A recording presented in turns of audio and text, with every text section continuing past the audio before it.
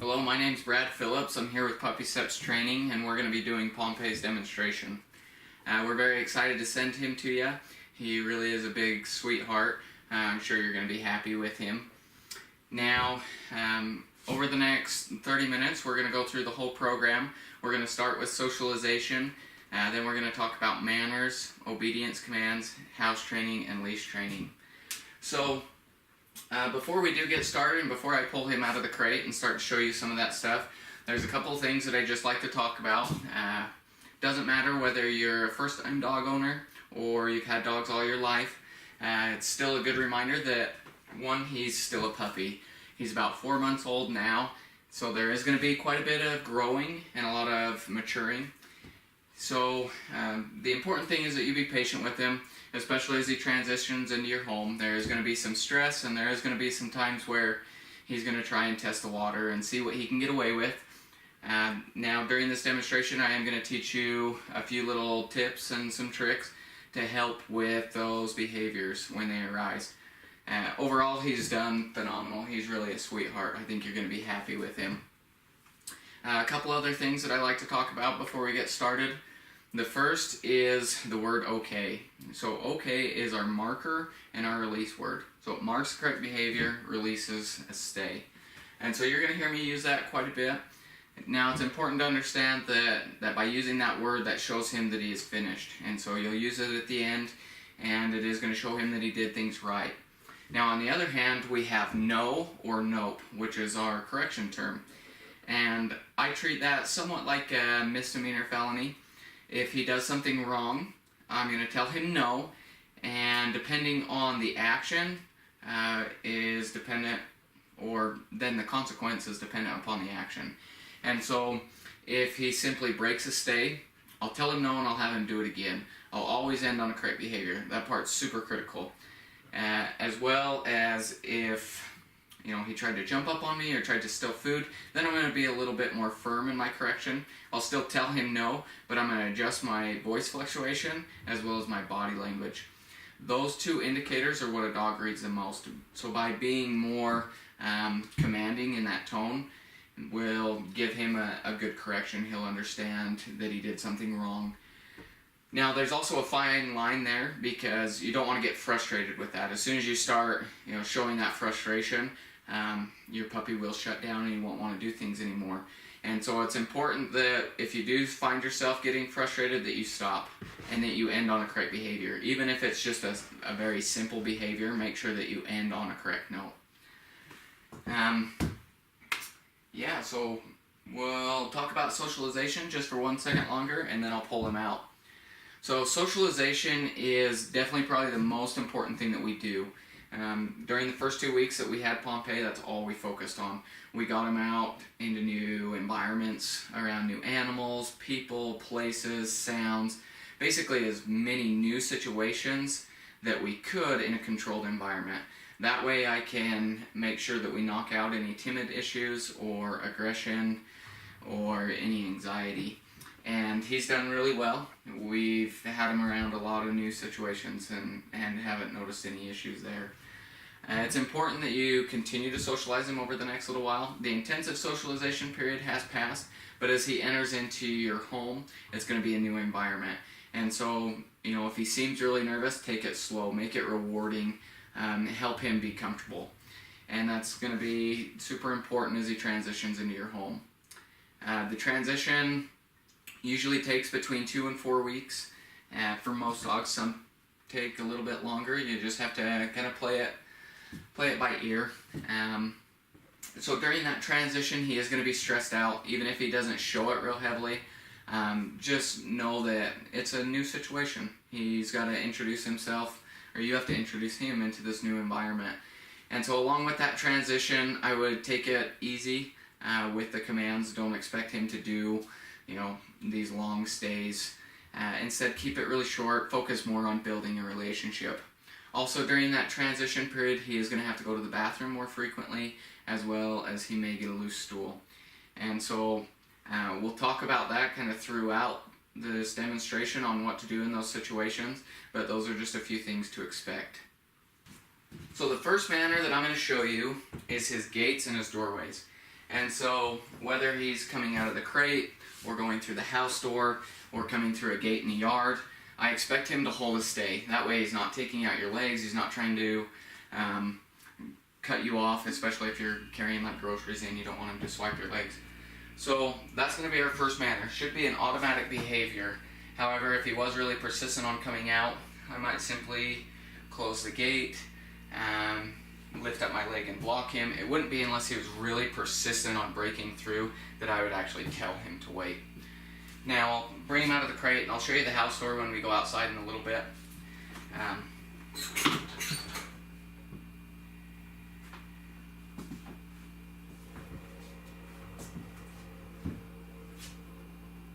Okay, good boy.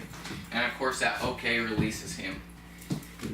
Now, like I said, I'll show you the house door. I expect the same behavior, but I'll show you that when we go outside. The next manner is what we call his greeting. And he's somewhat doing it right now on his bed. But anytime I call him to me, come here. Before I give him any attention, I expect him to sit. We call that his greeting. One that's going to get him from not jumping up on you, which jumping has been one of the major behaviors that we've been trying to take care of. So he's not jumping up on you, he's not wrapping you up with a leash, but most importantly, it gives you that eye contact. And with a dog, they somewhat have a single track mind, so whatever they're looking at, that's what they're going to be focused on. And so if you can get that eye contact, you know that he is focused on you, and you can give him a further command, or that's when I'll go down and pet him, things like that. Oh, buddy. So next would be his meal time. So when he eats, which I'm just giving him just a little bit, but when he does eat, I expect him to hold a sit stay. And so where he's sitting on his bed, I'll just tell him to stay. Now, his meal time, because he is so food driven, is a great time to really work on those stays.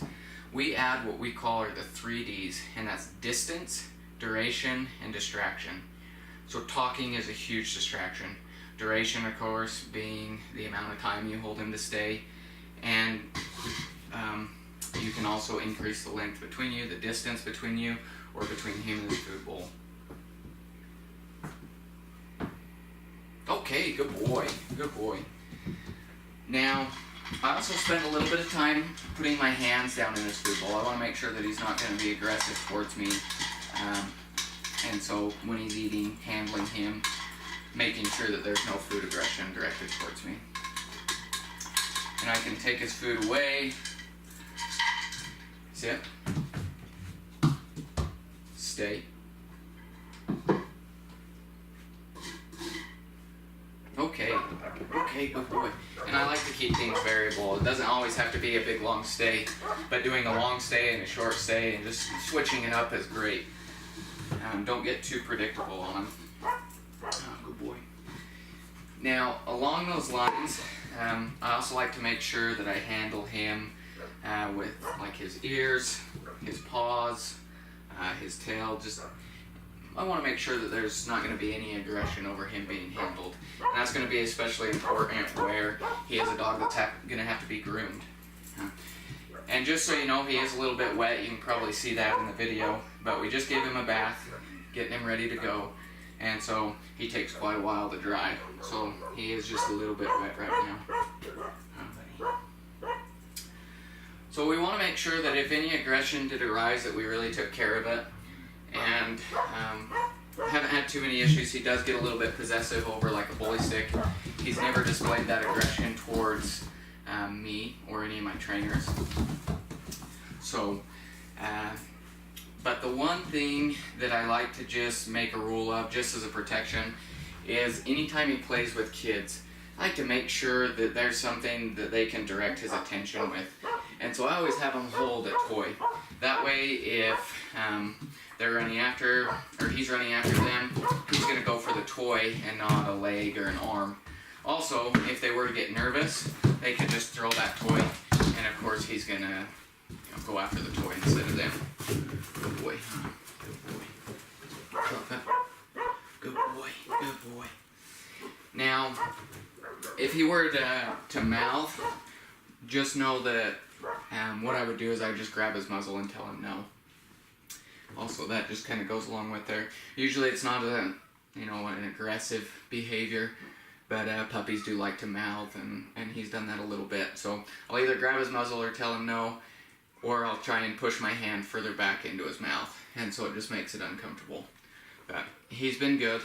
Done really well with that, huh? Good boy. Now,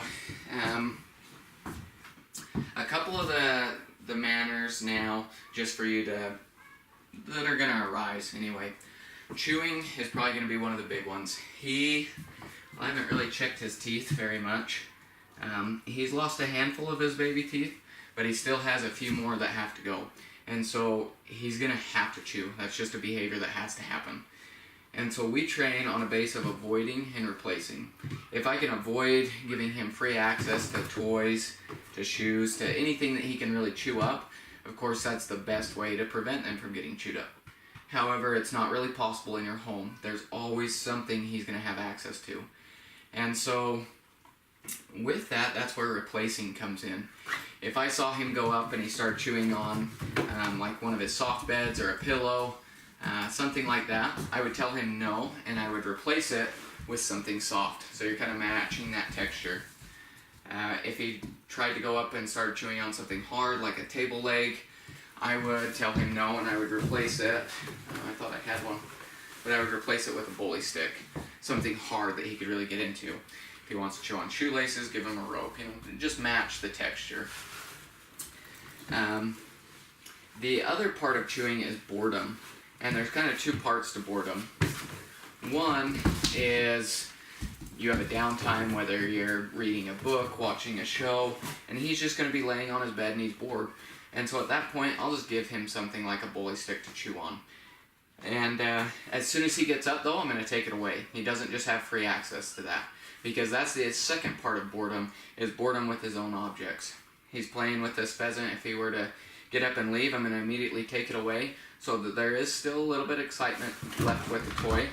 And he's not going to have free access and get bored with it and then choose to find something else to chew on. Good boy. Now, the next manner we'll talk about is jumping.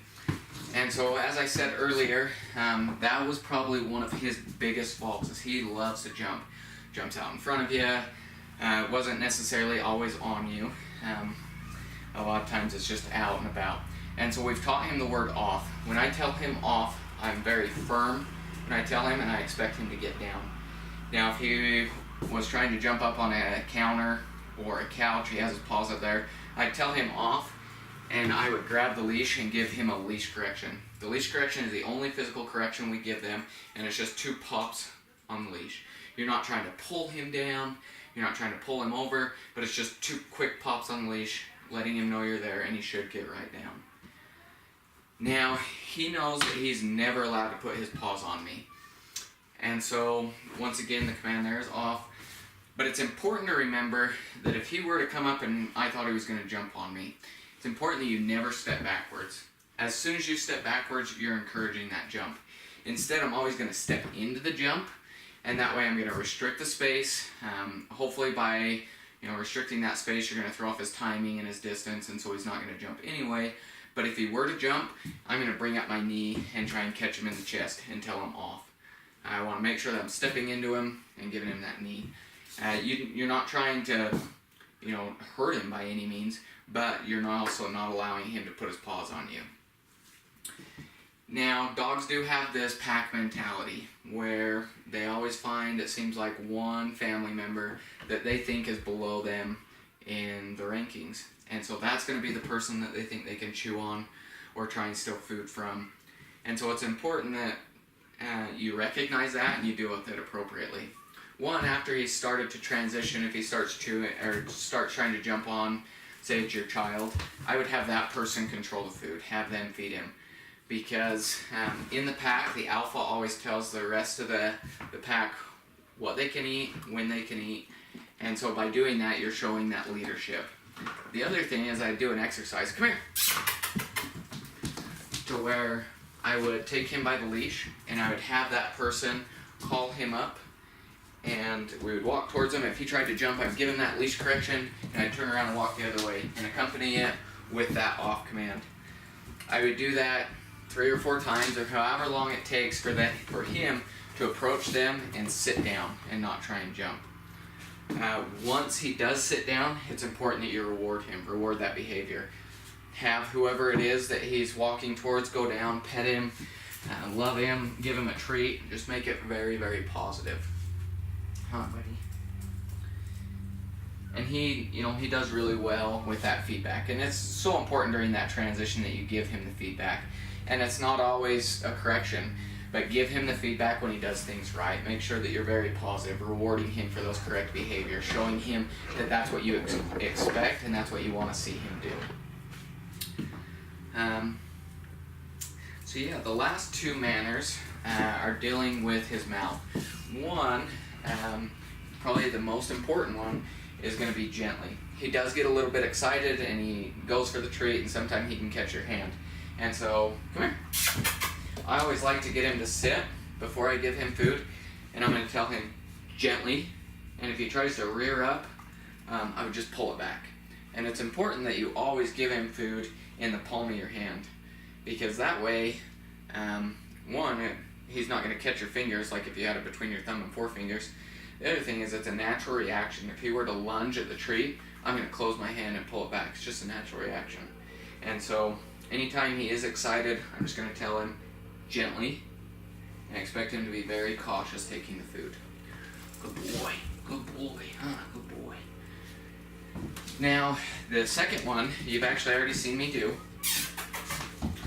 but it's going to be drop it. Which now that I gave him some food, he's more interested in that, huh? But I can show you with this bully stick. I did find it. These are one of his favorite things to chew on. And so I'm going to give him that. I'm going to pick up his toy. But what I expect is anytime I tell him drop it, I expect him to physically give it up. Sometimes, like with this, it's one of his favorite things, I don't expect him just to spit it out on the floor because he's not really wanting to give it up. And so instead, all it could be is drop it, is him just loosening his grip and allowing me to take it. Now, if for some reason he didn't want to give it up, there's a couple things you can do. One, if it's long, like this bully stick, and I can take it on both sides, I'm just going to hold it really still. Makes it very unappealing. He's not really able to chew on it. He's not going to enjoy it, and so usually he'll just back off. Now, if for some reason he didn't, what I would do then is I would just turn my knuckles in. Just that simple movement. You're just going to be pressing his lips against his canines, not doing it very hard, but it's uncomfortable, and so he's just going to spit it right out. The last thing, my favorite trick, is if he had something that he just was not going to give up. What I would do is I just stick my thumb in there and press down on his tongue, and he's going to open his mouth up as wide as he can because it's uncomfortable. All you got to do is press down on that tongue, and they're just going to open up. But you shouldn't have any issues with that. He's done phenomenal with drop it. Drop it. Good boy. Good boy. With that concludes our manners section. And so now we're going to hop into our commands. So now during this section, we're going to talk about watch me, come, sit, stay, down, stay, crate, and go to bed. And so the 2 most basic, the first one, watch me, okay, good boy, is watch me. All I'm looking for is his eye contact. It goes back to that greeting. If you have his eye contact, you have his attention. And this is a great command that you can practice quite a bit. We'll try and add a little bit of difficulty here. We're going to drop this treat on the floor. Watch me. Nope. Watch me. Okay, good boy. Just like that. So you can do lots of little variables and really work on that command. It's a great one for him to get used to the way that you say things, the way that you reward him. And it's also going to be one of those really important commands that you keep a really positive association with. And that's because getting his eye contact can be like the last resort. Say he's running into traffic, you just need him to stop and look at you. Make sure that you have that command that it's going to be really positive. Or as simple as you're in the kitchen cooking, you drop something on the floor you don't want him to get. You can work on that command. Watch me. Okay, good boy. Which right now it's a little bit hard to see his eyes, so I just have to look for a little gleam of light reflecting off of there. The second command is going to be our second most basic. Another one of those that is really important. And that's Pompey, come! Good boy, good boy. Just asking him to come to me. And then have him sit back here, and I'll show you that again. Come here. Sit. Pompey, come! Good boy, good boy. I always lead with his name because I kind of use it the same as watch me. I expect him to look when I say his name, and then I expect him to come to me. Now that's probably the most important command that you have. Gently. And that's also going to be one of those that you want to make sure that you keep a positive association with. And so in order to do that, I like to use a 10-to-1 rule. Say I'm outside in the backyard, you have a fenced-in backyard, and he's out there playing. I'll take a big thing of treats and I'll sit there and I'll call him to come, give him a treat, let him go again. Call him to come, give him a treat, let him go again. I'll do that 10 times for that one time that you have to call him to come to go inside and maybe get locked up in the crate. And the other thing that burns that command is overuse. If you don't have to use the come command, don't. If I'm in the house, I can, come here, something of that sort to get his attention. That way you're not using that command all the time and so he's getting too used to it. Or he hears it all the time and it's to go in the crate or to leave whatever he's doing. Just don't overuse the command and don't use it if you, don't use it if he's really occupied for the first little bit. What I mean by that is if you're out on a walk and he gets super distracted, or you're out in the yard and he's just found something that he's really intrigued with, don't sit there and use the come command. Instead, if you can gain control, just go hook a leash on and go. Once he's a little bit older and you've spent a lot of time really building and solidifying that command, then he should turn away from all those distractions. But as a puppy, you can't expect him to leave those huge distractions. We've really been working on it and he's done phenomenal. But make sure that you keep that positive, make sure you continue to work on that command. And he really has done really well with it. Good boy. Now the next 3 commands have hand signals. The first is sit, which is just a scoop over the nose. If it helps you remember, when we first taught him, we'd take his food bowl, makes lots of noise, and he's really intrigued by his food, and then we just lure it up over his nose till that hind end went down. And so he kept the same basic motion, just to sit. Down, I just take my hand flat, and I take him down to the ground, and then stay is just a stop sign. And so, come here. Sit. Down. Good boy. So there's both of those. Now both of those have a stay to them. And so, where he's already laying down, I'll just tell him, stay. In most cases, if you're going to have him do a down stay, you're going to start with that sit, take him down, and then ask him to stay. I won't give him that treat until the very end. The only reason he got a treat in between there is because I was actually going to bring him up and show you the sit stay first, but where he stayed down, I figured we would just show you that down stay.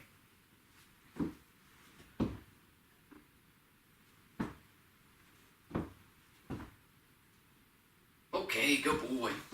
So our standard is 20-second stays. He's done phenomenal with it. Now one thing to remember is if he is in a down stay, he's never allowed to come up. If he's in a sit stay, I'm fine if he lays down.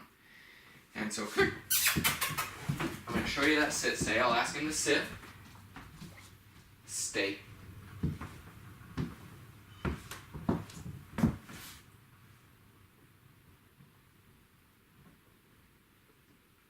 Okay.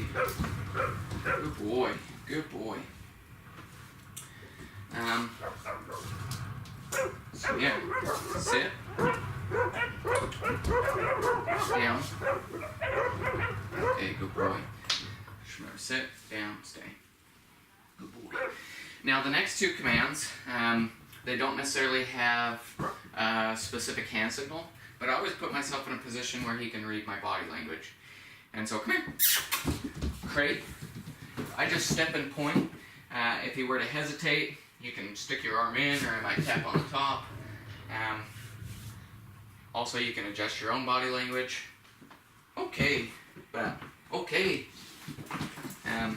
Either way, I like to just step and point. I also give him the reward once he's in the crate, because a lot of times you will be closing that gate. So I'll show you that again. Crate.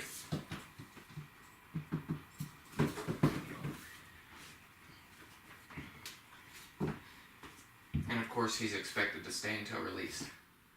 Okay, good boy, good boy. Now, the crate command is a lot like the come command. I would practice it a handful of times before you hook him up for the night. If you only use that command when you're going to lock him up, he will soon get to the point where he does not want to go in because he knows you're going to shut that door. And so, practice it 4 or 5 times, give him a treat, and then hook him up. Or do it a handful of times in the middle of the day when you're not going to hook him up. Just keep things variable there. So now go to bed. You can see that he really loves that bed. But we do have a command, come here, where I just tell him, go to bed. I don't care what position he's in, as long as all 4 paws are on the bed. And I do somewhat of the same thing I do for the crate. When I stand next to it, I'm going to point. When I do tell him to go to bed, he's expected to stay until released. Okay, good boy, good boy.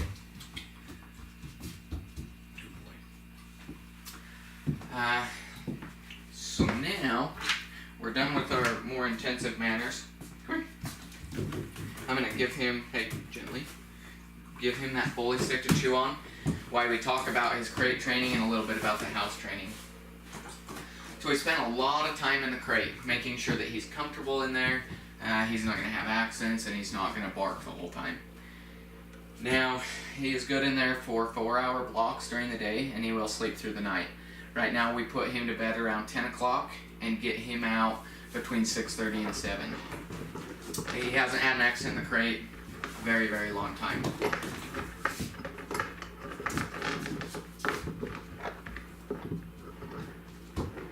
Making sure he wasn't going to ring the bell there.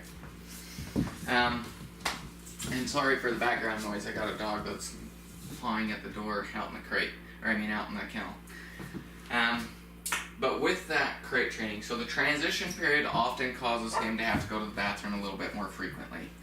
So if in the middle of the night he starts whining or starts pawing at the crate door, you can hear him, I would take him out, let him use the bathroom, bring him right back in, put him right back in the crate. If he gets out in the middle of the night, he's never allowed to play, there's no interaction, it's go to the bathroom, back in the crate. And that, if he does do that, it'll be within the first couple nights. Once he starts to transition into your home, of course, he won't have that loose stool, he won't have to go to the bathroom more frequently, and he'll start just sleeping back through the night. And that might not happen, but if it does, that's what you do. Now, the other thing that might happen is he's just into a new home environment, he's loving being around you, he doesn't want to go to bed for the night. And so if he starts whining, first thing, you put him in there and he immediately starts whining, it's important you ignore him. If you have a wire crate, or even have the wire front, you can throw a blanket over there, make it a little bit darker. You can give him like this bully stick, something to help calm him down, but don't let him out if he starts whining immediately. Otherwise, he will whine all the time because he wants let out. So now we're going to talk about his house training a little bit, as well as before that we'll talk about his meals. So I feed him morning and night about 1.5 cups each meal. And so in the morning it's usually about 7:30. What I'll do is I'll get him out of the crate, let him go to the bathroom, bring him back in and feed him.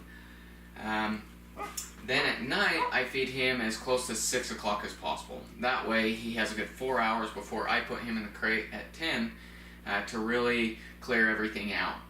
Usually he will go to the bathroom within about an hour after eating.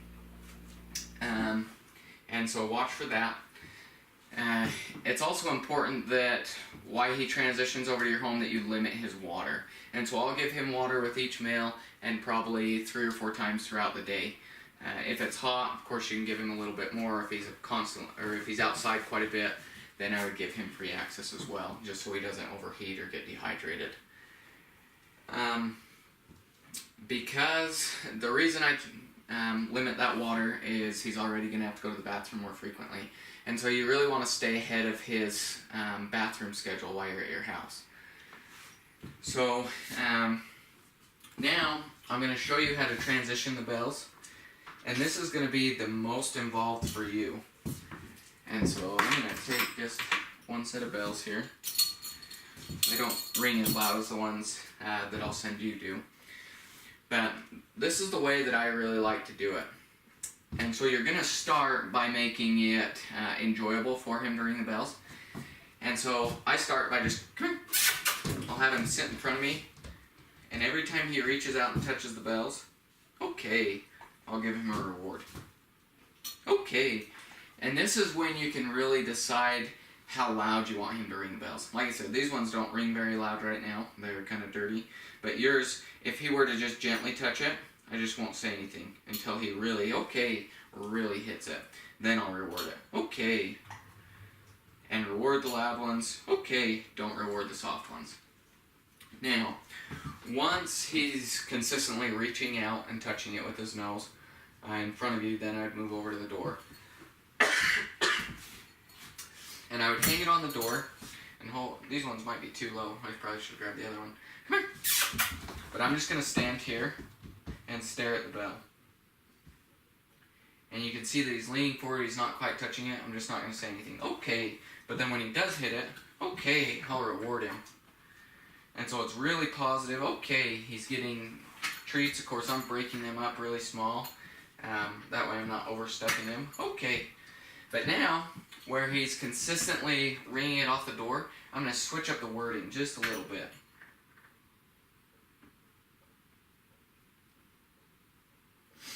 And I'm just going to sit here and stare at the bells. Okay, outside.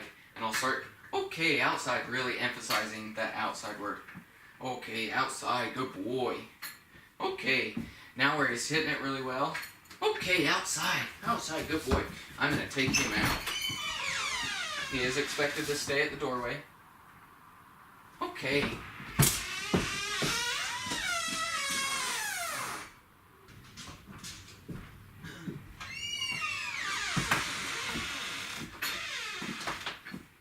Okay.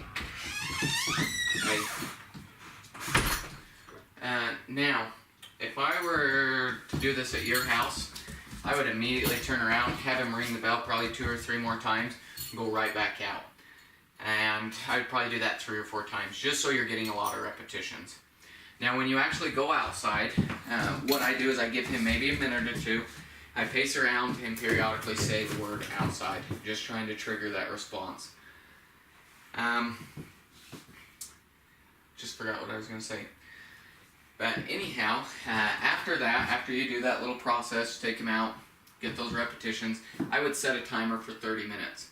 And every 30 minutes, I'd walk him over. All you got to do is stand by the door. He should offer it up and ring it, and I would take him out. I would keep that 30-minute timer going for the next day to 2 days. The way you got to think of it is it's going to be 2 weeks of inconvenience for a house-trained dog. But after a couple, a day or 2, start lengthening it back up. Go to 45 minutes, go to an hour, go to 2 hours. 2 hours is our standard that they have to be able to hold themselves without needing a break. During the next 2 weeks, I would not let him surpass that 2 hours.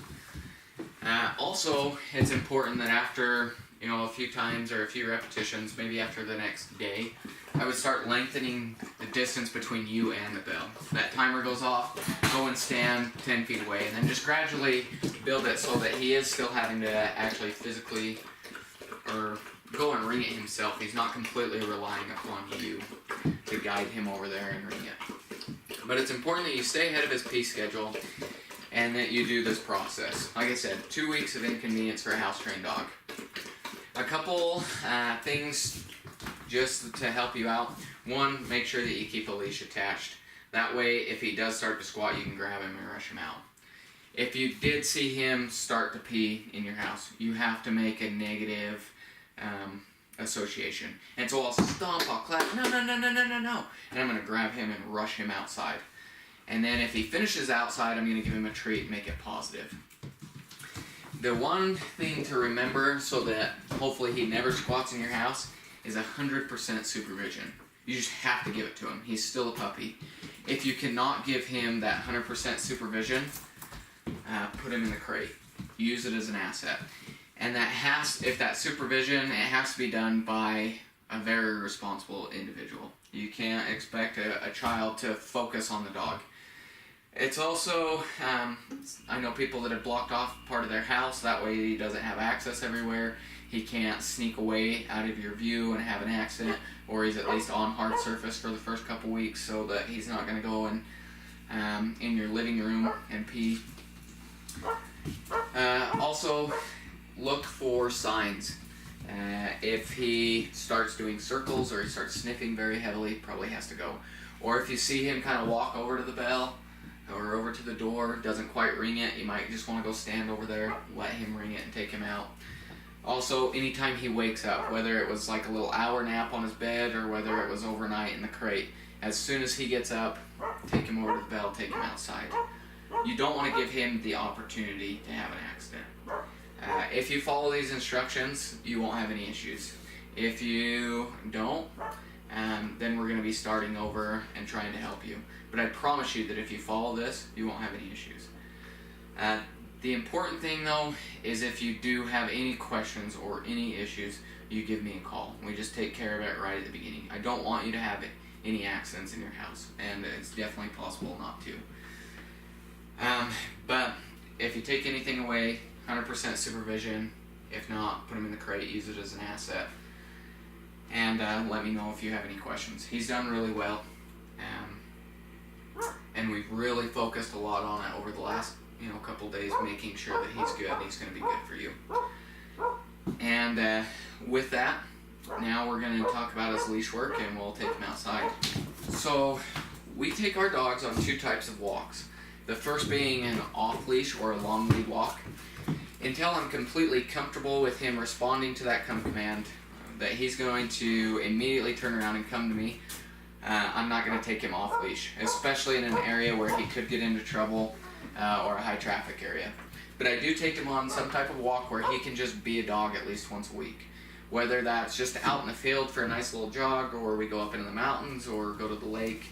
I just want to make sure that he can get out and play and run around and sniff. When I take him on that type of walk, I like to take a handful of treats, and every minute or two I'll call him to come just to give him a reward and then let him go again. That does two things. One, it keeps him close, he's checking in. The second is you're really working on that come command. It's really positive. He's getting a treat every time he comes back, and then he gets to go explore again. The second type of walk is our attention walk, which we're actually going to go outside and show you. When I do that walk, I have two commands. The first is let's go, just signifying we're moving. I also use that when I change directions. And the second is easy if he were to start pulling. With that easy command, I'll try and set him up and show you, but I'm going to give him those two pops on the leash and tell him easy. And what I expect is at the bare minimum he stops pulling and he turns his attention towards me. A lot of times he will turn around and he'll walk back towards me, which is a phenomenal response. It's important that if there was a distraction and he starts to pull, even if he starts getting too far out and ahead of you and you know he's going to start pulling, I like to immediately tell him, let's go, and I'll walk the other direction, get his attention back on me. If he were to actually reach to where he was pulling, then I would tell him easy, give him the correction, and tell him let's go, and walk in the opposite direction. It's just important that right off the bat that you expect him to walk by your side and not pull. I tell my trainers to become a tree. Root yourself, he's never allowed to pull through. If he starts to pull, doesn't respond to the first easy, turn around, walk the other direction. So we'll go outside and I'll show you that right now.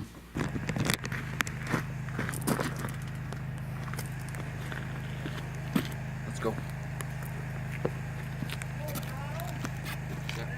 So when I start, I like to have him sit. That way I can get his attention. And then when I start walking, I expect a loose leash and him periodically checking in.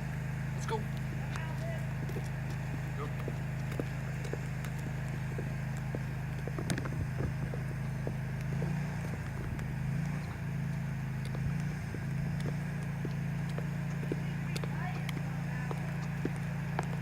Okay, good boy. Now, Let's go. When I switch directions, I do like to give him a reward, especially when he's been focusing on me like that. When I taught him this walk, every time he looked up, I would reward him. That way he was staying close, we were getting a lot of focus there, and now we're to the point where we are weaning him off just a little bit. And if there gets a point where he's just super distracted, what I like to do is I'll have him walk, let's go. And he's randomly, let's go. I'll switch directions, telling him, let's go. Let's go. That way he has to focus on me. Let's go. Let's go.